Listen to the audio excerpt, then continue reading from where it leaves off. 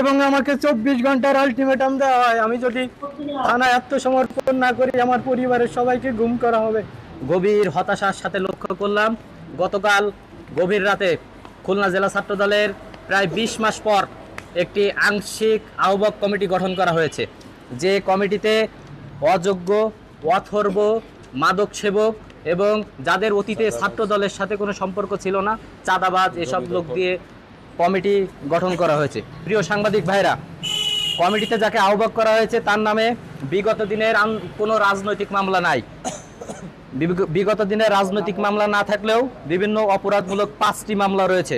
নবগঠিত কমিটির আহ্বায়ক ফিরোজ আহমেদের বিরুদ্ধে বাংলাদেশের প্রধানমন্ত্রী ছাত্রদলের সাংগঠনিক অভিভাবক জনাব তারেক রহমানকে ওয়াকত্ব ভাষায় গালি দেওয়ার একটি অডিও অতীতে ভাইরাল হয়েছিল। তাছাড়া তার মাদক সেবন করে একজনকে গলা কেটে হত্যার হুমকির ভিডিও ভাইরাল হয়েছে, যার প্রেক্ষিতে বাংলাদেশ জাতীয়তাবাদী ছাত্রদল কেন্দ্রীয় নির্বাহী কমিটি কিছুক্ষণ আগেই তাকে তার সপদ থেকে অব্যাহতি প্রদান করে একজনকে ভারপ্রাপ্ত দায়িত্ব দিয়েছে। আমরা কেন্দ্রীয় ছাত্রদলকে ধন্যবাদ জানাই।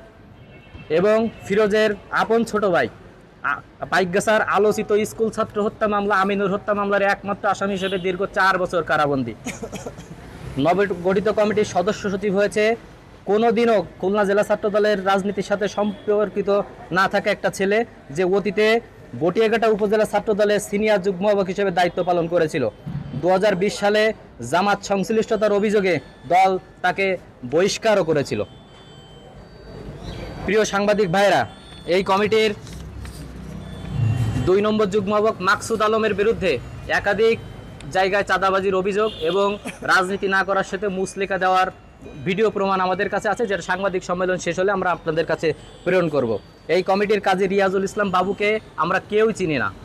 ইনি গত কমিটি এই যে আহ্বায়ক হয়েছিল কাল ফিরোজ আহমেদ, তার প্রতিবেশী কোটায় তাকে পদ দেওয়া হয়েছে। এই কমিটির রিয়াজ উদ্দিন একটা ইউনিয়ন ছাত্র দলের কর্মী, শুধুমাত্র ফিরোজ আহমেদের বাসার বাজার এনে দেওয়ার সুবাদে তাকে এই কমিটির যুগ্ম আহ্বায়কের মতো পদ দেওয়া হয়েছে, কোনো ধরনের যাচাই বাছাই ছাড়াই, যার অতীতে কোনো রাজনৈতিক পদ ছিল না। এই কমিটির মোস্তাক আহমেদকে আমরা কেউ এখনো আইডেন্টিফাই করতে পারি না, আমরা তাকে চিনি না। এই কমিটিতে বিএম সাজেদ হোসেন সজল নামে যে 2 নম্বর সদস্য হয়েছে, তার রাজনৈতিক বয়স মাত্র 3 মাস। রাজনৈতিক ইতিহাসে আমরা এই 16-17 বছর নির্যাতিত, আমাদের সবার নামে, এখানে উপস্থিত অধিকাংশ সবার নামে মামলা। কোনো মামলা তোয়াক্কা না করে, মামলা আমলে না নিয়ে একটা অযোগ্য অথর্ব কমিটি করা হয়েছে।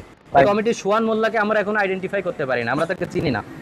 এই কমিটিতে রাজেশ রায় রাজা, যিনি 10 বছর, উনি 18 সালে একবার সাংস্কৃতিক সম্পাদক মেবি হয়েছিল, সহ সাংস্কৃতিক, তারপর থেকে আর রাজনীতি করে না।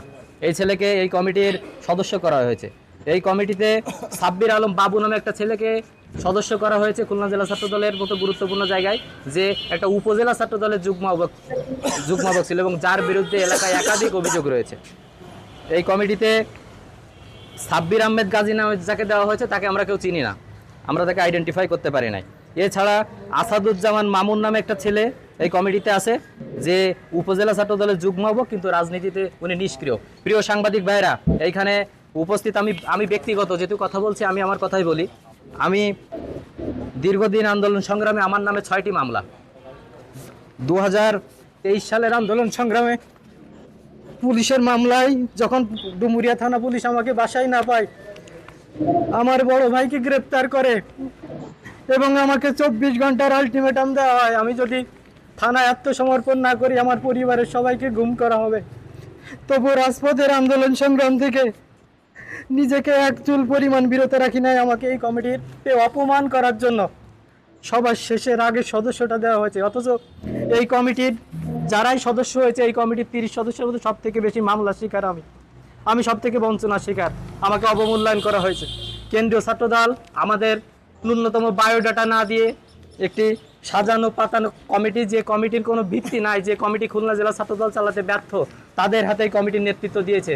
আপনারা ইতিমধ্যেই জেনেছেন যে কমিটির আহ্বায়ক, যেটা সর্বোচ্চ পদ, উনি অপকর্মের দায়ে কয়েক ঘন্টার ব্যবধানে তার পদ হারাইছে। আমরা কেন্দ্রীয় ছাত্রদলের কাছে আপনাদের মাধ্যমে জানাতে চাই, আগামী 72 ঘন্টার মধ্যে ঘোষিত খুলনা জেলা ছাত্র দলের কমিটি বাতিল করে নতুন কমিটি গঠন করতে হবে এবং এই কমিটিতে যেসব বিতর্কিত লোক আছে, যাদের খুলনা জেলা ছাত্র দলের নেতৃত্ব দেওয়ার মতো পদে আসার মতো কোনো অ্যাবিলিটি নাই, তাদের এই কমিটিতে রাখা যাবে না।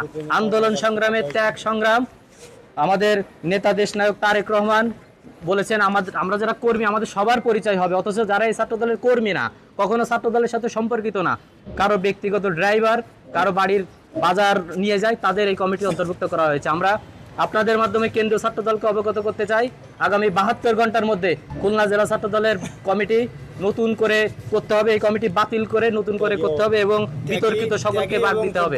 জনাব তারেক রহমানকে জানাবো এবং পরবর্তীতে রাজপথে এটার আমরা পদত্যাগ করব এবং রাজপথে আন্দোলন গড়ে তুলবো ইনশাল্লাহ।